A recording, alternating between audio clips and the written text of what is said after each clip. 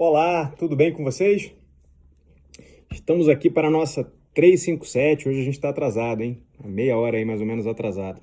Estava numa reunião, num órgão público, já viu, né?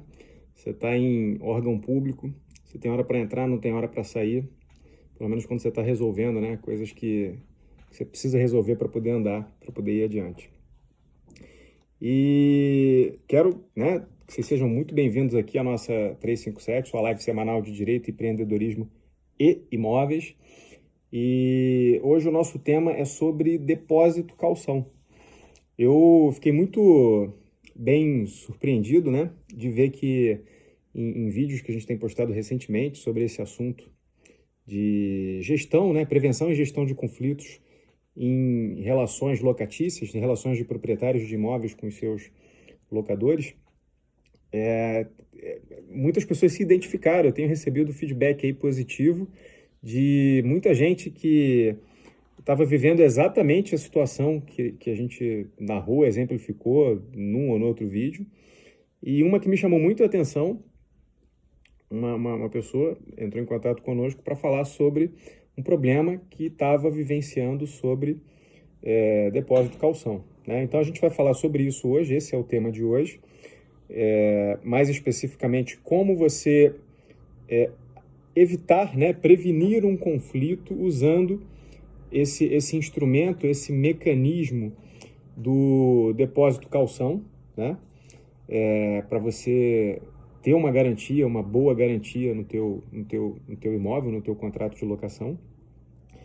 E como também você não cair nas armadilhas clássicas, né, de mau uso dessa garantia.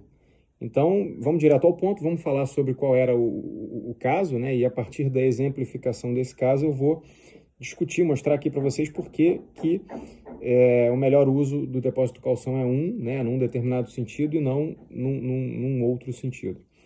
Então, vamos lá. Você fez o teu contrato de locação. Você é proprietário de um imóvel, você tem um imóvel, vai alugar esse imóvel. E uma das cláusulas possíveis num contrato de locação é a cláusula que prevê o estabelecimento de uma garantia. Então, o que é uma garantia a uma locação? Para que ela serve, né? Quando o contrato de locação ele é celebrado, ele é feito, você tem, né, uma pessoa que vai poder usar o seu imóvel e esse uso que ela vai fazer do imóvel, ela vai remunerar você por meio, né, do pagamento do aluguel mensal ali, todo mês, na data em que você combinar. E essa pessoa pode pagar o aluguel ou não, né? Eventualmente ela pode ter algum tipo de problema e não pagar o aluguel. Ou além de não pagar o aluguel, que é muito comum, a gente vai também tratar sobre isso aqui hoje, são os chamados encargos, né? Aquelas contas como, por exemplo, conta de condomínio, se for o caso de um apartamento, né? Um condomínio de casas. A conta de luz é pessoal, né? Mas a conta de luz, às vezes a conta de luz fica em nome do proprietário e aí por alguma razão o inquilino quando sai deixa dívida, né? Taxa de incêndio, IPTU, todas essas verbas são verbas, tanto quanto o valor da locação, que são garantidos no contrato por essas tais garantias da locação, né? E aí, a lei, que é a lei 8.245, eu sempre recomendo, se você precisar pesquisar uma lei, hoje você não precisa mais ter um código, né? Os estudantes de direito chamam de vade-mecum. Você não precisa mais ter o vade-mecum, né?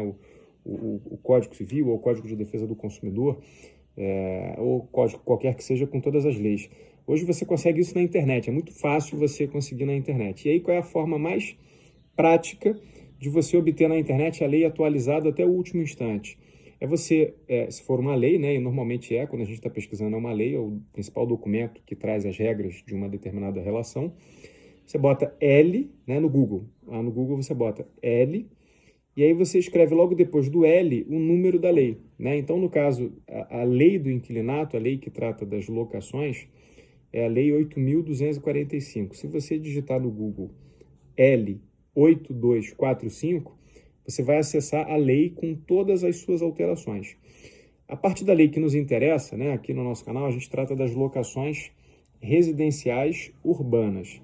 Então, esse é o recorte que a gente faz, né? A gente está falando de pessoas que alugam imóveis com o propósito de moradia de quem está alugando, né?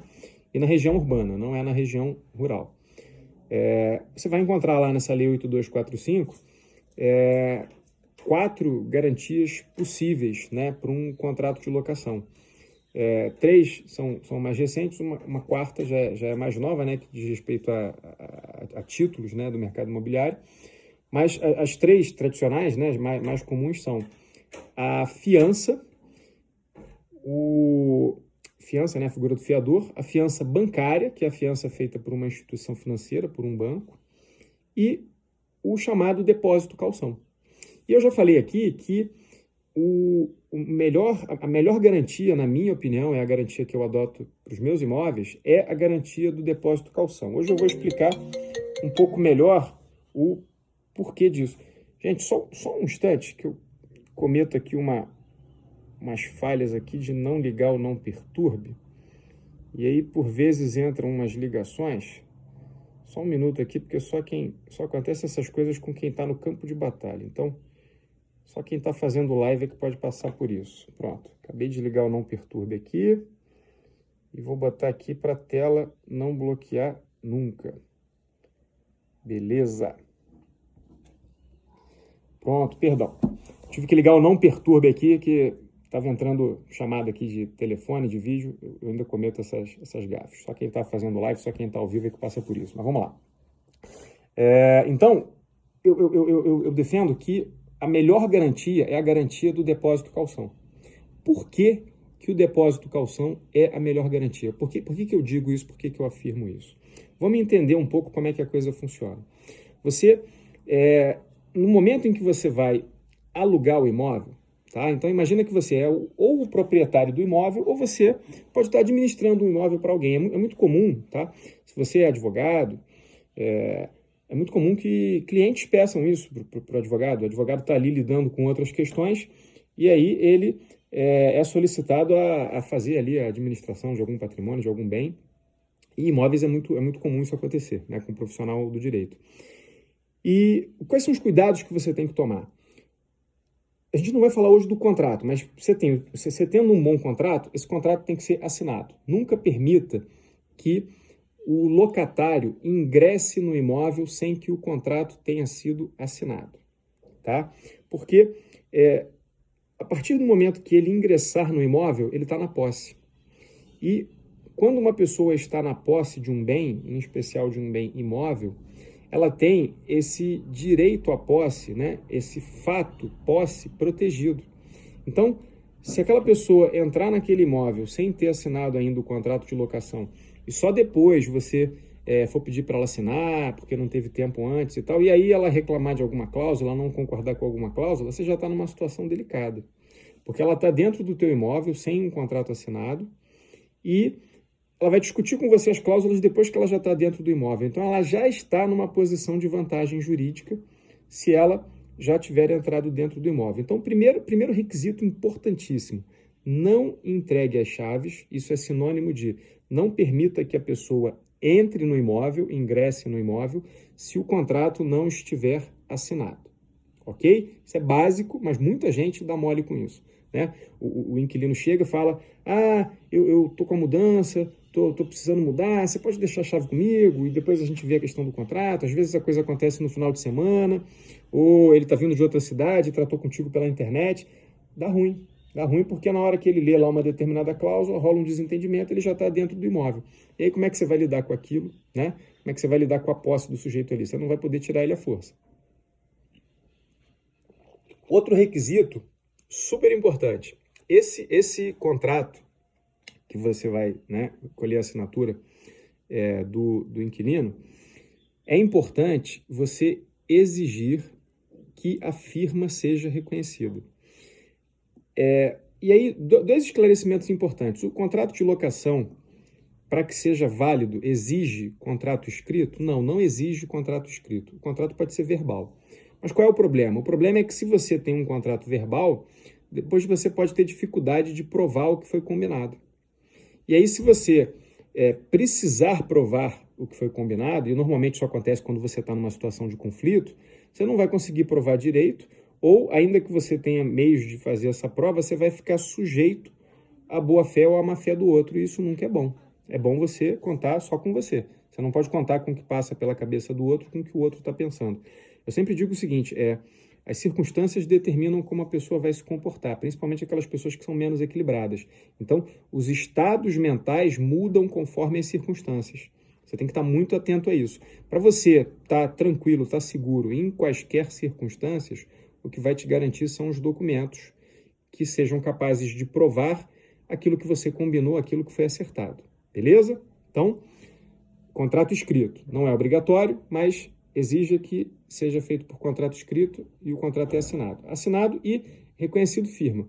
Por que tem que reconhecer a firma e o que esse termo reconhecer firma significa? Só para esclarecer aqui, a gente destaca sempre que a gente fala para um público que não é da área do direito, a gente tem muita gente que nos assiste que é do direito, mas eu procuro sempre nivelar a linguagem para quem não é do direito, para que não precise, né? A gente está aqui para ensinar as pessoas a lidarem com os seus problemas sem precisarem recorrer a um advogado, né? Porque se já tem que recorrer a um advogado, você já vai estar gastando dinheiro, já vai estar tomando teu tempo. Então, eu não quero que você entre numa fria, nem que você precise recorrer a um advogado para sair de uma fria. Eu quero que você evite entrar numa fria, né? Então, reconhecimento de firma é para você gravar de uma vez por todas, porque eu vejo pessoas que confundem reconhecimento de firma com autenticação. São duas coisas que são feitas no cartório de notas, né? Cartório de títulos e documentos, mas não são iguais, né? A pessoa fala assim, tem que autenticar, e aí eu até às vezes respondo, sim, tem que autenticar, mas não é autenticar, é reconhecer firma. Eu não discuto, não falo, porque ela vai reconhecer a firma. Se ela tentar chegar lá para autenticar um contrato assinado, ela não vai conseguir autenticar um contrato assinado, né? Ela vai, a não ser que ela leve uma cópia do original, já assinado, e aí ela vai autenticar. Autenticar significa você atestar, né? O cartório atesta que aquela cópia que você apresentou junto com o original é uma cópia autêntica, é uma cópia verdadeira, fidedigna do original. Por isso que se chama autenticação de documentos, né? Fazer prova de que os documentos são autênticos. Reconhecimento de firma, firma é a mesma coisa que assinatura. Então, a firma de uma pessoa é a assinatura de uma pessoa, né? As pessoas confundem a palavra firma porque a gente às vezes usa firma no sentido de empresa. Então, quando a gente fala em reconhecer firma, às vezes a pessoa associa a empresa, dependendo do contexto, e nem sempre é isso. Quando se exige o reconhecimento de firma, o que se está pedindo é que o cartório confirme que aquela assinatura é sua, né? Sua do nome da pessoa que está ali, né? Porque normalmente você assina em cima do seu nome. Então, o que acontece? O reconhecimento de firma ele pode ser de duas espécies. Isso é importante que vocês saibam também. E dependendo do tipo de contexto em que você estiver envolvido, pode ser importante você reconhecer firma de uma forma ou de outra. O reconhecimento de firma ele pode ser por autenticidade, e aí você acaba confundindo com a autenticação, ou ele pode ser um reconhecimento de firma por semelhança. O que é um reconhecimento de firma por autenticidade? Quer dizer que a pessoa que está assinando, ela vai assinar na frente do funcionário que está ali no cartório, né? Ela vai... o servidor do cartório, né, o serventuário ali do cartório, ele vai atestar que aquela pessoa assinou na frente dele o documento. Então, todas as vezes que o reconhecimento de firma for por autenticidade, a firma foi reconhecida, né, a assinatura foi realizada ali no cartório. E quando o reconhecimento de firma é feito por semelhança, o serventuário ali do cartório, o funcionário, ele só está comparando a assinatura que consta no documento com a assinatura da pessoa que está registrada lá no cartório. Então, ele compara. Se você quer uma coisa firme mesmo, tá? Peça sempre que o reconhecimento de firma seja por autenticidade. Há necessidade? Sempre não. No contrato de locação há necessidade? Não. Mas é possível alguém falsificar uma assinatura, dizer que é do fulano e não é, e ele reconhece a firma? Porque a verificação ali de um reconhecimento de firma por semelhança dependendo do serventuário, é muito por cima. Às vezes ele nem confere, ele bota lá a etiqueta, mas o cartório tem fé pública, né? O que é fé pública? O que o cartório diz é verdade até que provem o contrário, mas o que eu quero te dizer é o seguinte, se você não quer correr risco, peça o reconhecimento de firma por autenticidade. Mas se pedir por semelhança em contratos de locação, se não houver motivos para desconfiar de quem está assinando o contrato com você, está tranquilo. E aí, beleza, então, dois primeiros requisitos aí do checklist você já está resolvendo, né? Você está assinando o contrato e reconhecendo a firma. Beleza. Aí, a outra coisa que eu recomendo é que você exija a garantia. A garantia ela vai estar numa cláusula dentro do teu contrato de locação. E aí, você pode escolher qualquer uma dessas 4 garantias que tem lá na Lei 8.245, que é a Lei do Inquilinato. Eu vou comparar aqui hoje 2 para mostrar para vocês por que é melhor o depósito calção. Tá? Eu vou comparar as mais tradicionais. O seguro fiança, que é aquele que normalmente é feito com instituições financeiras, eu não trabalho com ele, não, de uma maneira geral não gosto, por uma razão muito simples que eu vou justificar aqui rapidamente. Para você poder fazer uso desse seguro fiança, né, assim como para ter acesso a qualquer tipo de seguro, quando você contrata um seguro, você tem que provar que uma determinada situação aconteceu, e aí tem que apresentar uma série de documentos. E isso burocratiza muito a possibilidade de você acionar aquela garantia e, dependendo das circunstâncias, se você não conseguir juntar todos os documentos exigidos ali naquele contrato de seguro-fiança, pode ser que o seguro-fiança não lhe seja pago, seja negado a você, né? E aí você contrata uma coisa para ter uma garantia, a garantia acaba não funcionando. Então, eu não sou favorável nas minhas operações à contratação do seguro-fiança, tá? Mas também não tenho nada contra. Quem tiver interesse pode pesquisar mais, se informar mais a respeito do seguro-fiança e verificar se consegue cumprir as exigências. Mas vamos trabalhar com as 2 principais, com a figura do fiador, que seria a fiança para garantir um contrato de locação, e a figura do depósito calção. Primeiro eu vou falar para vocês o porquê que eu não gosto de trabalhar com o fiador. Então vamos lá, vou te explicar. O fiador, você vai colocar lá no seu contrato que fulano de tal, que tem o nome tal, CPF tal, endereço tal, é fiador. E aí, a fiança, né, ela vai exigir que o cônjuge, né, o marido ou a esposa, né, cônjuge é o nome dado ao marido ou à esposa num casamento, né, dependendo se seja um ou se seja o outro, a quem você esteja se referindo.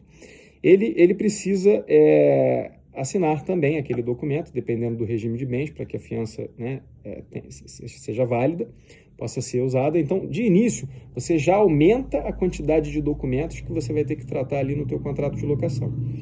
E, para valer também, o fiador e o cônjuge, né, ou a fiadora e o cônjuge, pode ser esposa ou marido, tem que assinar. Então, são mais assinaturas, são mais reconhecimentos de firma e são mais documentos que você vai ter que estar analisando. Então, de saída, eu já estou justificando, em parte, o porquê que eu prefiro não trabalhar com fiador, porque eu estou burocratizando a minha operação. Tá? Quando você tem negócios de valor muito alto, né, ou mais alto, uma fiança faz mais sentido, porque aí é mais difícil realizar um depósito. Né? Mais difícil que eu digo assim, são mais recursos que você vai ter que mobilizar para garantir aquela locação por meio de um depósito calção. Mas em locações menores, locações aí até R$1.000, até R$1.500, depósito calção é tranquilo. Então, o primeiro motivo para não gostar de trabalhar com a fiança, e aí eu não recomendo vocês trabalharem com a fiança por essas razões, é que a adoção da fiança como garantia à locação burocratiza a contratação da locação. E hoje as pessoas querem fazer as coisas muito rápido. E aí você pode perder um bom inquilino se estiver burocratizando muito essa parte. Segundo é o seguinte, o que garante a locação, no final das contas, né, e o que garante qualquer obrigação, é o patrimônio do fiador. Porque se o inquilino não pagar a locação ou não pagar algum ou alguns dos encargos da locação, e você precisar acionar o fiador, e o fiador não tiver dinheiro nenhum e não tiver bens, você até vai ganhar, a justiça, né, depois de um determinado prazo ali em que o processo vai correr, vai condenar o fiador a pagar aquela dívida, mas você não vai levar, né? É o que a gente chama de ganhar e não levar, né? Se a pessoa não tem patrimônio, ela tem uma condenação contra ela, mas você não tem como cobrar aquela condenação porque ela não vai pagar com o próprio corpo, né? Não vai ser presa, não vai perder um braço, uma perna, como era antigamente, né? Ela vai pagar com o patrimônio que ela tem. Então, ela vai perder parte dos bens que ela tem para poder pagar aquela dívida. Se a pessoa não tiver nada, você não vai conseguir cobrar nada. Então, segundo motivo para não trabalhar com fiador. Primeiro, é porque burocratiza a contratação. Segundo, o tempo que você leva discutindo no judiciário até conseguir uma condenação que te permita, aí sim, partir para uma ação de execução para tentar obter recursos no patrimônio do fiador para pagar as dívidas que o inquilino deixou, é um tempo grande. Hoje as coisas têm que ser resolvidas muito rápido, né? Não é só por conta da tecnologia, não é porque ninguém tem mais tempo para nada, né? Aí sim por conta da tecnologia. A tecnologia faz tudo ficar tão rápido que a gente faz tanta coisa que não tem espaço para esperar muito tempo. Então, já imaginou você ter que esperar, e é esse o tempo que se espera, 2, 3 anos, às vezes 4, 5 anos, dependendo dos recursos que se tem, para cobrar uma dívida de um fiador? Será que ele ainda vai ter patrimônio quando você chegar lá para cobrar ele, né?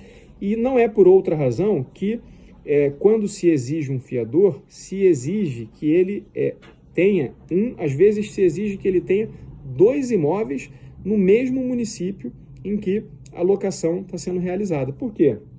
Porque a comarca, né, o local onde a ação de despejo e a ação de cobrança vai tramitar, vai funcionar, vai correr, normalmente é o mesmo local onde está sediado o imóvel, né? Essa é uma cláusula de foro, né, de competência que se coloca no contrato de locação. E aí, poxa, já imaginou? Você aceita um garantidor da locação que seja um fiador.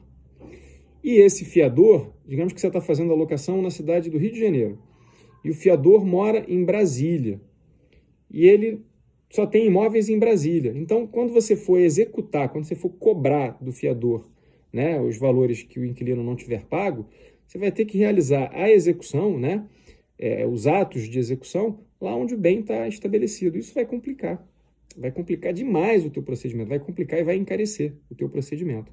Então, o tempo que leva, né? Primeiro motivo, burocratiza a contratação. Segundo motivo, leva muito tempo para você realizar essa garantia. É isso que a gente chama de realização da garantia, né? Você teve um prejuízo, teve um dano, você quer botar a mão no dinheiro, a garantia serve para isso. Então, com o fiador, isso é mais demorado, porque você precisa passar pelo judiciário, e o judiciário é demorado, tá? Então, por essa razão também, eu não gosto de trabalhar com fiador. Terceiro motivo, e aí a gente pode parar nesse terceiro motivo, mas também é um motivo bastante relevante. A fiança, né, ela é uma garantia pessoal. Então, o fiador, ele está assinando ali o contrato de locação, se responsabilizando por assumir, né, quaisquer valores que ele tenha se comprometido a cobrir se o locatário não pagar. E aí, mesmo que você tenha pedido para ele fazer prova que é proprietário de 1 ou até 2 imóveis no local da locação, não há nenhuma garantia de que ele não vá vender aqueles imóveis durante o contrato de locação. Então, a primeira preocupação nossa que a gente teve, que a gente falou aqui, era sobre ele ter ou não patrimônio. No momento em que o contrato de locação está sendo realizado e que ele está assinando o contrato de locação, ele pode ser proprietário de 2, 3, 4, 5 imóveis. E aí aquela locação dura 2, 3, 4 anos, ou mesmo 1 ano, 6 meses, independe disso. Mas nesse período ele vende todos os imóveis que ele tinha. Ah, Rodrigo, mas poxa, não fica registrada a fiança lá na matrícula do imóvel, no registro do imóvel? Pode ficar, mas normalmente não fica. Ela só fica em contratos que são de valores muito elevados, né? E por serem de valores muito elevados, as partes que estão contratando exigem que a fiança seja gravada, digamos assim, na matrícula do imóvel, né? Então, aquele imóvel, ele fica atrelado àquele contrato de locação, né? Mas, assim, isso não é comum, isso não acontece, assim, com muita frequência, porque isso feito dessa forma, né, a gente nem chama a rigor de fiança, né? É uma garantia mais forte, é chamado de garantia real. E essa garantia real, ela tem um custo maior para ser feito, porque você vai ter que pagar para a realização desse registro lá na matrícula do imóvel. E aí, não preciso dizer que na maioria das locações residenciais urbanas isso não é feito, porque são locações de valor menor. A locação, por mais cara que seja, dentro da média das locações, ela varia aí, né, desde imóveis compactos, desde kitnet, de R$500 até R$3.000, R$3.500. Então, esses valores são relativamente pequenos numa prestação mensal para justificar uma garantia que seja registrada em cartório. Então, a fiança, ela fica só como uma obrigação pessoal registrada no contrato de locação ali que foi feito entre as partes. E esse contrato de locação ele é feito por um instrumento particular. O que é instrumento particular? O que essa palavra significa? Instrumento é porque o contrato ele serve para uma finalidade. Então, quando você vai fazer uma cirurgia, você precisa usar um instrumento, né? Quando você vai realizar um contrato para atingir um determinado objetivo, o instrumento do contrato é o local onde o contrato, né, local do ponto de vista material, né, do ponto de vista do papel, né, vamos chamar dessa forma, onde o contrato é feito. Então, se o contrato é feito em um cartório, a gente diz que ele é feito por instrumento público, ele é feito por escritura. Se o contrato é feito entre particulares, fora do cartório, né, você na sua casa ou no escritório da imobiliária ou de um advogado, o contrato é impresso e as pessoas assinam, a gente diz que ele está sendo feito por instrumento particular. Então, a fiança ela só fica registrada no contrato. Não importa se o contrato foi por instrumento público ou por instrumento particular. Normalmente, o contrato de locação é feito por instrumento particular. E aí o que acontece? Se o sujeito vender os imóveis que ele apresentou como sinal de que ele é capaz de dar aquela garantia de fiança, quando você precisar executar os valores contra ele, ele já não tem mais aquele patrimônio. E aí você não tem garantia nenhuma, tá? Então, eu acho que esses 3 motivos já são motivos suficientes para você não querer trabalhar com a fiança. E por que eu trabalho com a caução, né? O depósito calção. O que é o depósito calção? O depósito calção é um valor em dinheiro, né, em espécie, que você pode exigir da outra parte, a parte que está, né, realizando a locação, o locatário, né? Então, o locador é aquele que é proprietário do imóvel ou que está na posse do imóvel e está alugando para alguém. E locatário é aquele que está alugando o imóvel, é a pessoa que vai pagar para morar no imóvel ali mensalmente, no nosso caso aqui de locação residencial urbana. Então, você pode exigir a entrega de uma determinada quantidade de dinheiro, né, de recursos em espécie, é dinheiro isso, do locatário, a título de garantia. Esse valor, ele não pode ultrapassar 3 vezes o valor da locação mensal. E é importante isso, tá? Porque não é 3 vezes o valor da locação mais encargos. É 3 vezes o valor da locação. Então, existem condomínios, principalmente nessa época que o Rio de Janeiro estava passando, ainda está um pouco, em que as locações caíram muito de preço no Rio de Janeiro. Existem condomínios que são mais caros do que o valor da locação mensal. Então, você obtendo a garantia do depósito calção de 3 vezes o valor da locação, digamos que você esteja pagando R$1.000 de aluguel e o condomínio seja 1.000. Você vai ter R$3.000, né? Porque você pode pedir um depósito calção de até 3 vezes o valor do aluguel.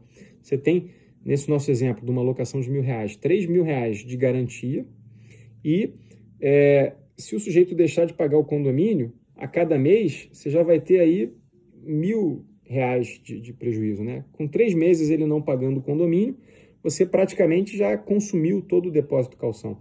Então, mesmo sendo, na minha opinião, uma das garantias mais dinâmicas que o proprietário tem a seu favor, né? Ela é limitada a 3 vezes o valor da locação. E ainda assim, por que eu gosto dela?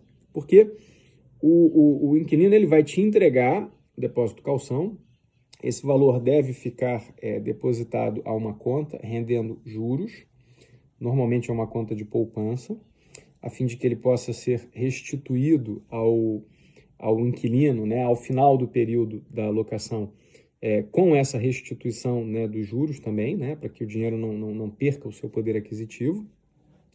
E a despeito de estar depositado e rendendo juros, esses recursos estão sob o controle do proprietário.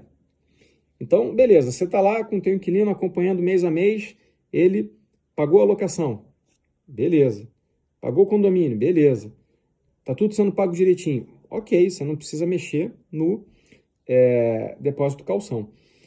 E aí vamos voltar um pouquinho lá no início do nosso papo. O outro documento que é fundamental você exigir antes do sujeito entrar no imóvel e que está intimamente atrelado a essa questão do depósito calção é o que a gente chama de termo de vistoria. Quando uma pessoa entra no teu imóvel, ele está em determinadas condições de conservação, limpeza, né, o estado da pintura, se for um imóvel mobiliado, a descrição dos bens que ali se encontram. E quando ele for restituído a você, a regra diz que, né, normalmente, não precisa necessariamente ser assim, mas normalmente os contratos são dessa forma, que a parte vai ter que te restituir o imóvel nas mesmas condições em que o recebeu. Então, se ele tivesse sido entregue pintado, é pintadinho, né? Se for imóvel com sinteco, né, aquele chão de madeira envernizado, se o sinteco tiver novo, tem que entregar o sinteco novo, né? Às vezes é muito comum, na mudança, bater com um móvel numa quina de parede, aí destrói a quina, aquilo tem que ser recuperado, por aí vai. Então, a única forma de você provar que o imóvel foi entregue em perfeitas condições é se isso estiver atestado de forma escrita. E aí, é importante ter uma cláusula no contrato que diga que ele está sendo entregue em perfeitas condições e é importante que exista um termo de vistoria assinado pelo proprietário, né, pelo locador e pelo inquilino, com data do ingresso do inquilino no imóvel, do início ali do contrato de locação, descrevendo o estado de conservação do imóvel, descrevendo todos os bens que se encontram ali dentro, e ao final, no momento em que o inquilino vai sair do imóvel, o termo de vistoria também é feito, termo de vistoria de saída, né? Termo de vistoria de entrada e termo de vistoria de saída. E junto com esses termos de vistoria, pode ser até no mesmo documento, você também tem o termo de entrega de chaves. A entrega de chaves é um ato simbólico por meio do qual você está entregando as chaves do imóvel à pessoa ou está recebendo as chaves do imóvel da pessoa, e é naquele momento que ela está ingressando, adquirindo a posse do imóvel, tá? Isso produz efeitos do tipo, a partir daquele momento, você só consegue tirar a pessoa dali se ela não sair voluntariamente com a ação de despejo. Então, por isso que eu falo, se você for entregar a chave do imóvel, faça tudo isso. Você vai assinar o contrato de locação, exigir o reconhecimento de firma, realizar a vistoria de entrada, né? E, no mesmo ato, preencher lá o recibo de entrega das chaves. Na saída, a pessoa vai assinar junto com você o termo de vistoria de saída e você vai entregar para ela um recibo de entrega das chaves. Quando ela entra, você entrega as chaves para ela e ela te dá um recibo. Quando ela sai, ela te entrega as chaves e você dá um recibo de entrega de chaves para ela, tá? E aí, por que eu disse que o termo de vistoria, a gente está falando hoje sobre depósito calção, é importante? Porque, além de garantir o pagamento de locação e encargos, né? Se a pessoa não pagar um condomínio, o depósito calção serve para cobrir isso. Se a pessoa não pagar o aluguel, o depósito calção serve para cobrir isso também. O depósito calção pode ser usado para a cobertura de danos que tenham sido provocados ao imóvel e que a pessoa não tenha sanado, reparado, resolvido antes de sair. Tá? E aqui é que eu queria chamar a atenção, né? Porque eu comecei essa apresentação hoje, essa live, falando sobre uma pessoa que me fez uma consulta. Ela estava vivenciando um problema. E qual era o problema que ela estava vivenciando? Que é muito comum de ocorrer em contrato de locação. Está chegando ali no finalzinho da locação, o inquilino confunde o depósito calção com pagamento de aluguel. E aí ele acha que porque existe um depósito calção que tem natureza de garantia e não natureza de adiantamento de pagamento, pode e deve ser usado para pagar as últimas locações dele no imóvel. Tá entendendo? Ele confunde. Aquele dinheiro está com você. Mas ele não está com você como adiantamento de pagamento de nada. Ele está com você com a natureza jurídica, com o propósito de servir como uma garantia. E você não é obrigado, pelo fato de estar com aqueles recursos, a aceitar que ele não pague o aluguel mensal, não pague o condomínio, e você abata esses valores que ele não pagou do depósito calção. Ou, às vezes, não é nem no final, às vezes o inquilino está com alguma dificuldade financeira e fala, abate do meu calção aí. Se você fizer isso, você está desequilibrando o teu contrato. O valor do calção já é um valor pequeno, né? É proporcionalmente considerado. Ele é de até 3 vezes o valor da locação. Eu recomendo fortemente que você exija 3 vezes o valor da locação. Porque se for uma locação só, você está garantido por 1 mês e olhe lá. Se for imóvel que tenha condomínio, você está garantido por menos de 1 mês. Porque se ele não pagar o condomínio e a locação, o calção já não serve mais, já não é mais suficiente para cobrir aquele dano, tá? E quando a pessoa sai do imóvel, é muito comum que ela não repare o imóvel. Ou mesmo que ela contrate alguém para fazer isso, essa pessoa nunca faz direito, porque a pessoa está de saída. Então ela contrata um pintor para quem ela vai estar querendo pagar pouco, e aquele pintor também não vai estar sendo muito fiscalizado, porque ela não vai ficar mais ali naquele imóvel, e você vai ter uma pintura ruim e vai ter que devolver o calção. Então você vai ter que repintar o imóvel, ainda vai ter devolvido o calção porque a pessoa realizou uma pintura qualquer lá, tá? Então isso tudo pode ser detalhado, esclarecido no contrato de locação e reforçado, né, detalhado também, amarrado direitinho no termo de vistoria, de entrada e de saída. Então não aceitem que o calção seja usado para pagamento de aluguel ou para pagamento de condomínio. Só usem o calção ao final do contrato, depois que o contrato tiver sido rescindido, aí você faz a rescisão do contrato, no mesmo ato em que você faz a rescisão, você realiza, eu costumo chamar de termo de distrato, é quando você está distratando. Então, no momento em que a pessoa está entrando, você está contratando, no momento em que ela está saindo, você está distratando. Então, você vai fazer ali o termo de distrato, vai ter o termo de vistoria de saída do imóvel, e é naquele momento que você vai apurar se ocorreu algum dano ao imóvel. E aí, quando você for assinar para a pessoa o recibo, né, das chaves, você está recebendo as chaves de volta e você está entregando um recibo à pessoa. Naquele recibo, você ressalva que do depósito calção está sendo retido de comum acordo o valor de tanto para reparar os danos tais e tais e restituir o imóvel às suas condições originais, conforme consta no termo de vistoria datado de tanto, que é o termo de vistoria de saída, né? Em contraposição ao termo de vistoria de entrada. Pronto, tá tranquilinho. E a pessoa, para fechar aquela questão com você, ela vai assinar aquele documento e, para acabar bonito, você ainda escreve assim: as partes se dão, né, uma dá a outra, ampla, rasa, irrestrita e integral quitação por quaisquer verbas relativas a este contrato de locação. Matou a pau, tá?